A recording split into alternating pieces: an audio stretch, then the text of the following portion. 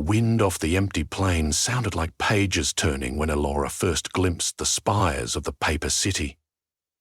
They sprouted from the flat horizon at dusk, angular and improbable, catching the dying light the way blank parchment catches ink.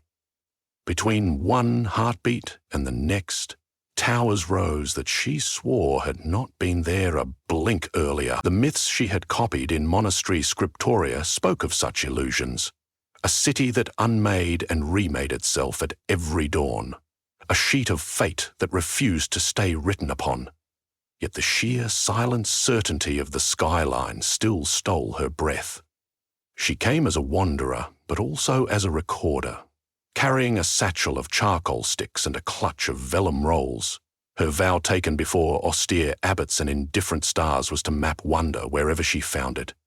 Whatever she found it, wonder, however, was not eager to be pinned to vellum. The further Elora walked, the more the cobbled road felt like the crease of an enormous fold, slanted slightly as if beckoning her deeper into the origami. At the first gate, an arch shaped like a half-folded letter, she met the gate boy, though he could not have been less than 40. His clothes were pleats of thin, fibrous fabric, fluttering though the air was still. "Name yourself," he said, in a voice that sounded brittle, as if it might tear. "Elora of the travelling quiet," she answered.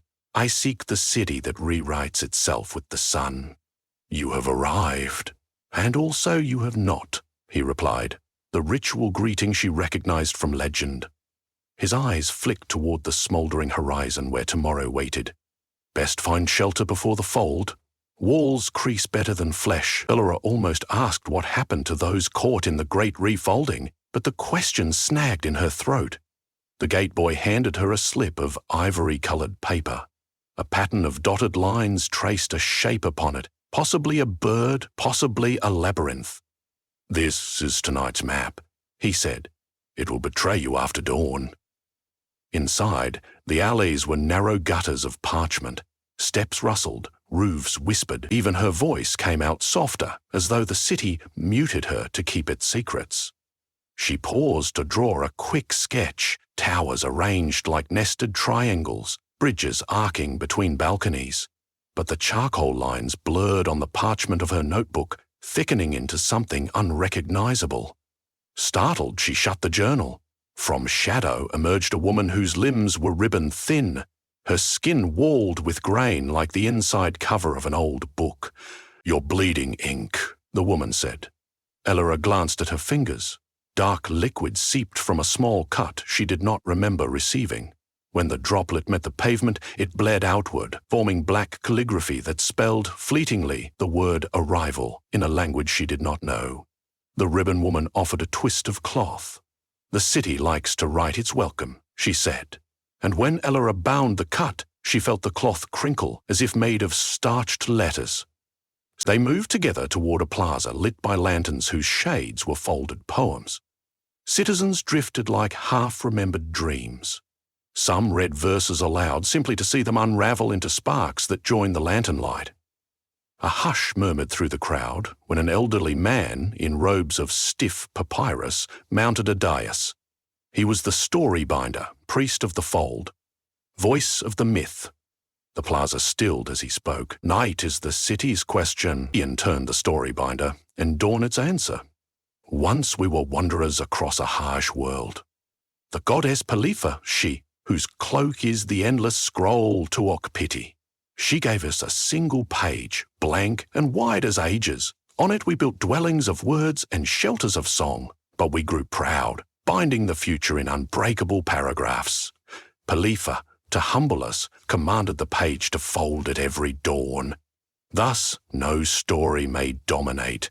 No roof lasts, no alley remembers yesterday's footprint, yet no citizen is exiled, for we belong to the change. Celebrate, tomorrow you will be new." The crowd bowed heads, resigned and reverent. Elora felt their devotion radiate like heat, acceptance of uncertainty made ritual and home. She tried to imagine surrendering every plan each sunrise, Her notebook twitched in its satchel, as if uneasy. After the sermon, the Riven woman introduced herself as Sari and guided Elora to the Pilgrim's Rester hostel, whose rooms were paper lanterns suspended inside a greater lantern, staircases coiled like unfurling scrolls. "Leave nothing you cannot afford to forget," Sari advised.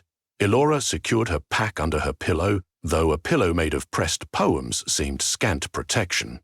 Through latticed walls, she listened to the city breathe. Voices practiced goodbye lullabies. Some laughed, reckless, wagering that tomorrow might fold them into fortune. At last, silence pooled thin, fragile, absolute. She woke to a thunderless sound like 1,000 envelopes being sharply sealed. Dawn's first light spilled gold across her floor, and the room tilted. Walls sagged, stiffened, then creased along lines that had not existed moments before. The lantern room reshaped into a hollow cube. Sari's cot slid away, vanishing beyond a fresh partition. Elora clung to her satchel, heart hammering. When equilibrium returned, a slit appeared in what had been the eastern wall, offering exit into an unfamiliar street. Outside, citizens emerged from their refolded homes, blinking, assessing. Laughter rang nearby. Someone shouted at finding a promised lover relocated next door. Others wept where a familiar doorway had become blank courtyard. The sun shone relentlessly, as if proud of its handiwork. Elora unrolled the gateboy's map, the dotted lines rearranged before her eyes, twisting into nonsense. She felt suddenly adrift, her vow to map wonder mocked by wonder's refusal to stand still. She wandered, recording impressions in short, urgent sentences, but each word faded seconds after she wrote it, the page returning to unblemished cream. She cursed softly. A passing vendor heard and grinned. "First day?" he asked, offering origami pastries filled with cinnamon dust. "First dawn," she admitted. He nodded at her blank parchment. "The city does not allow duplicates. Any record competes with its own authorship." "Yet the storybinder remembers," she protested. "Someone must, but the price of memory is motion. Follow the binder's footsteps, you'll see." The vendor doled a pastry gratis. It tasted of burnt sugar and ash sweet. The first bite, void the next. An omen, she thought. She found the storybinder beyond the north quarter, standing before a vast wall of parchment that rippled like a sail. Ink-black symbols scrolled across it, then erased themselves, writing and unwriting histories too fast to witness. The priest pressed his palm to the surface. A word glowed, faded. Elora begged an audience, confessing her failure to keep ink stable. "Maps can survive," he responded, "but not by ink alone. The city respects folds. Folds are its bones. Learn its grammar and you may write in creases." He demonstrated. Taking a sheet, he bent it twice, and the simple shape conjured a three-dimensional diagram of current alleys. Crease angles served as coordinates. "A map built of folds revises with the city," he said. "Each dawn, it refolds alongside. Nothing is lost, only transformed." Elora tried, fumbling. Her fingers, accustomed to quills, not origami, creased clumsily. But eventually a crude model of her immediate surroundings perched on her palm. She felt a surge of triumph, then quick dread. What if tomorrow her skill failed again? Yet the priest smiled, as though reading her thoughts. "Make peace with impermanence," he counseled. "While you do, the folds will listen." Days passed, though she never again trusted how many. She surrendered her notebook, replaced ink with gesture. With Sari's guidance, she learned the valley fold of returning, the mountain fold of departure, the sink fold of secret passages. She discovered that singing, while folding, persuaded the city to show shortcuts. Laughter coaxed plazas to blossom. Residents bartered stories for techniques, secrets for shapes. Whole neighborhoods were rumors folded into geography. The city was editor, publisher, and stage. Sari shared her own longing. "I seek my brother," she confessed while teaching Elora the reverse fold of memory.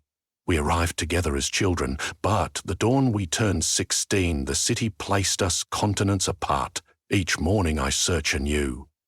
Why not leave? Elora asked. Sari smiled, sad and steadfast, because his next step might land beside mine. Distance resets daily, hope with it. One twilight, under lamps folded like peonies, Elora met Gat, a cartographer of creases whose eyes mirrored endless horizons. He claimed to have walked beyond the city during a rare lull when dawn misfolded. I saw the underside, he whispered. Lines upon lines, possibilities discarded. It was beautiful and terrible, a library of unborn days. Elora's scholar's heart throbbed. Can you lead me? Maybe, he said.